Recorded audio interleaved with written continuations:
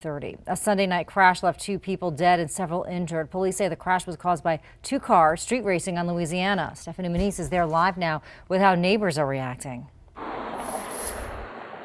Hey, Shelly. Well, Louisiana is one of those streets in Albuquerque that is busy. You can see that flowing behind me. And for one neighbor, there's a gaping hole right on her backyard fence. Now, earlier today, we did see friends of some of the people who were injured in this crash searching for a cell phone that they say last pinged at the crash site. Cinder blocks knocked over and tire marks on the sidewalk are what's left after a deadly crash Sunday night. You know, I thought when I moved here, oh, what a lovely neighborhood, it's great.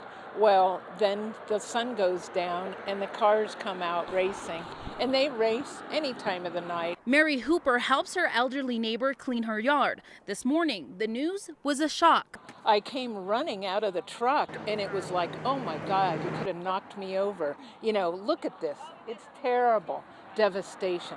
Terrible devastation. The complaint says a BMW and a Mini Cooper were racing on Louisiana when both cars hit a Toyota Camry that was about to pull onto Louisiana. Video from the scene Sunday night shows the devastating aftermath. The driver of the Mini Cooper and Camry both died. The BMW driver has minor injuries, his son uninjured. And I can't believe that 28-year-old with the 6-year-old banged into this wall and did this much damage.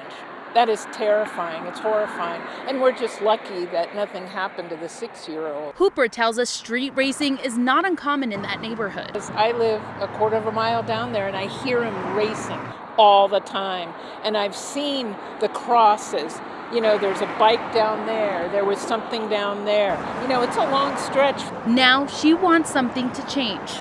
We do have a neighborhood association, and I think it would be good for me, for, you know, the other neighbors to show up and say, we have to do something. We need to do something. This needs to stop. Police say the driver of that BMW was 28-year-old Andy Doreste Samuel. Now, he's charged with 2 counts of vehicular homicide, reckless driving, drag racing, and abuse and endangerment of a child. Reporting live, I'm Stephanie Muniz, KOAT Action 7 News. Police say the 2 young passengers of the Camry are expected to live. The driver of the BMW and his 6-year-old son had minor injuries, and the second passenger of the Mini Cooper still in the hospital.